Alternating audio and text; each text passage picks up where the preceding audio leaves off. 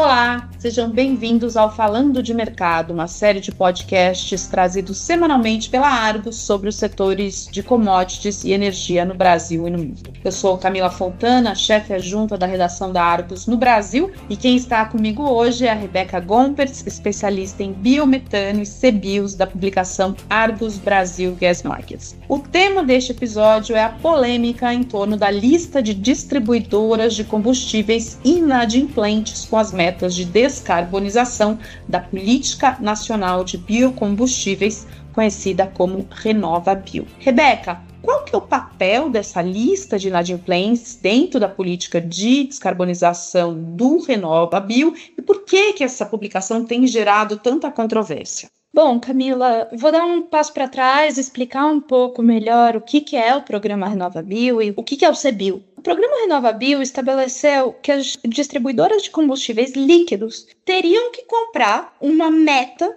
anual, determinada pelo governo, de certificados de descarbonização. Eles não são exatamente créditos de carbono, eles são um crédito criado especificamente para esse programa que não compensa exatamente a emissão, mas que as distribuidoras de combustíveis ali teriam, de acordo com a lei, que comprar todos os anos a quantidade que o governo determinasse. O problema começa a surgir quando algumas distribuidoras param de comprar esses CBIOS. Seja porque elas conseguiram uma liminar na justiça questionando a obrigação, seja porque elas simplesmente decidiram parar de comprar. Existiam já sanções na lei, mas isso não estava impedindo que as distribuidoras deixassem de comprar e você começa a ter um acúmulo dessa meta que não está sendo cumprida. Até porque, quando a meta de um ano não é cumprida, ela se acumula para o seguinte: aquela distribuidora não deixa de ter que comprar aquele CBIO que ela não comprou, ela só vai ter que comprar mais no próximo ciclo. Com isso, o programa RenovaBio começou a ser muito questionado, as distribuidoras que estavam cumprindo começaram a pedir para o governo uma ação mais severa, e houve um movimento político de aprovação da chamada nova lei dos CBIOS, que alterava a dinâmica do mercado e trazia sanções mais severas, multas mais altas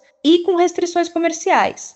Existe uma discussão aí sobre se a ANP poderia aplicar essa lista, essa punição, porque uma vez que as distribuidoras inadimplentes entram na lista, elas não podem mais comprar combustíveis dos produtores. Os produtores vão ser multados se eles venderem para essas inadimplentes, até que elas comprem os CBIOS que elas devem. Então existe uma discussão de se a ANP pode só aplicar isso ou se seria necessário que a ANP saísse com uma regulação em torno disso. Hoje a ANP tem um entendimento de que a lei é auto-aplicável, de que ela pode só soltar a lista e pronto, já não pode mais vender para essas distribuidoras. Anteriormente, a Procuradoria-Geral da República teve um entendimento para a ANP de que, pelo princípio da retroatividade, isso não poderia acontecer, que você precisaria esperar o ciclo de 2025 acabar para aplicar a nova regra.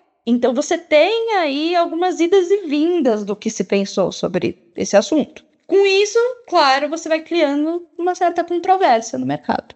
Então você descreveu aí uma situação que é um impasse entre a PGR, né, a Procuradoria-Geral da República, e a ANP. Isso tem algum impacto sobre a credibilidade ou a previsibilidade do RenovaBio? Então, inicialmente, como eu disse, a PGR entendeu que pela retroatividade, pelo princípio de retroatividade, não poderia ser aplicado a punição nesse ano, em 2025, mas depois a PGR dá um novo parecer, depois do decreto que o MME solta, permitindo que a agência regule, né, o tema. Não diria necessariamente que tem um impasse, porque, querendo ou não, agora a ANP está fazendo o que o último parecer da PGR entendeu, mas para o mercado é muito ruim que tenha essas idas e vindas. Você vai dando subsídio para questionamentos jurídicos que talvez não precisassem existir. Você vai dando motivos para que o mercado desconfie da efetividade da sanção e da legitimidade da sanção. A gente também tem uma questão de que a ANP anunciou inicialmente de que a lista seria divulgada no dia 7 de julho, e depois ela voltou atrás nessa data e deixou sem uma data expressa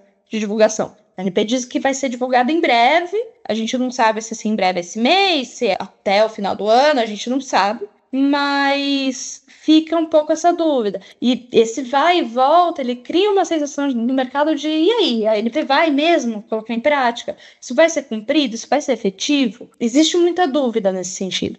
Mas isso já tem um impacto, né, Rebeca? A gente tem aí 61 distribuidoras que são responsáveis por mais de 10 milhões de CBIOS não adquiridos no mercado. Então, isso tem um impacto econômico, isso tem um impacto ambiental. Você podia falar mais sobre isso? Claro, Camila. Bom, o impacto ambiental é talvez o mais claro de se ver. O RenovaBio existe para que o Brasil alcance os seus objetivos climáticos que foram assumidos em fóruns internacionais. Quando você não cumpre com o RenovaBio, você enfraquece a posição do Brasil na discussão climática global. Agora, economicamente, em relação ao mercado de CBIOS, você cria uma distorção. Por quê? Porque você tem muitos participantes de mercado cumprindo com o programa e, por isso, quando eles compram os CBIOS, eles têm um gasto a mais, um custo a mais, que tende a ser repassado para o consumidor final, enquanto você tem outros que não estão cumprindo e não estão tendo esse gasto, por isso eles ganham uma vantagem competitiva e tendem a ganhar market share. Também você tem uma questão de que o mercado começa a desconfiar do quanto esse programa vai durar, se ele vai para frente, e isso desvaloriza o CBIO.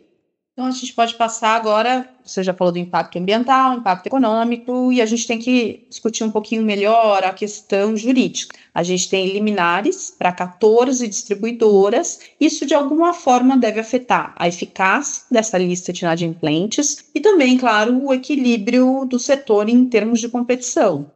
Sim, como eu disse, você cria uma assimetria quando você tem algumas que cumprem e outras que não. A gente precisa entender que grande parte da dívida hoje de CBIOS, ela está na mão dessas distribuidoras que têm liminares. Então, mesmo que a lista seja publicada, a expectativa é que ela não inclua quem tem uma decisão judicial que protege ela da compra de CBIOS, e sim só as que não estão comprando sem nenhuma garantia jurídica. Com isso, a gente fica sem saber o quanto que a lista ia ser eficiente, porque a gente está falando de mais da metade da dívida na mão dessas distribuidoras com liminares. Então, até que ponto você não poder vender combustível só para as distribuidoras que não têm liminares vai de fato forçar as inadimplentes a entrarem na compra? Isso é uma coisa que a gente só vai saber quando a lista sair e a gente puder ver os efeitos na prática.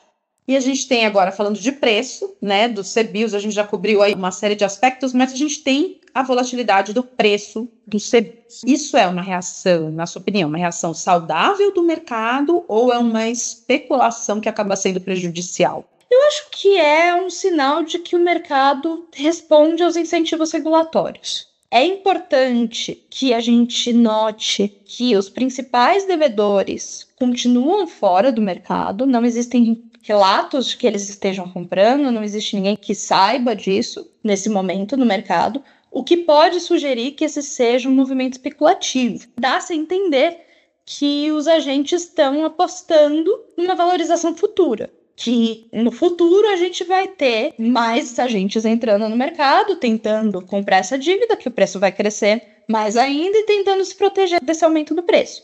Com isso, é natural que venha uma volatilidade de preços. Para esse ano especificamente, a gente tem também uma questão de que o estoque está muito alto. A gente teve uma geração de CBIOS muito forte no ano passado, nesse ano também está sendo uma geração de CBIOS muito forte. Então você tem uma quantidade de CBIOS acumulados que dificilmente vai fazer com que a meta fique apertada, com que seja difícil que os CBIOS sejam gerados para chegar no número que a gente precisa para todos cumprirem a meta. Com isso, a tendência é que o preço esteja mais baixo. Isso controla, de uma certa forma, a volatilidade. A gente hoje não está falando do nível de preço no mercado CBIO, como a gente já viu antes, acima de R$100. Mesmo nesse momento de entrada dos agentes no mercado para comprar crédito, para uma possível volatilidade futura, uma possível valorização futura, você não tem o preço chegando a R$70, que historicamente para o CBIO ainda é um preço baixo.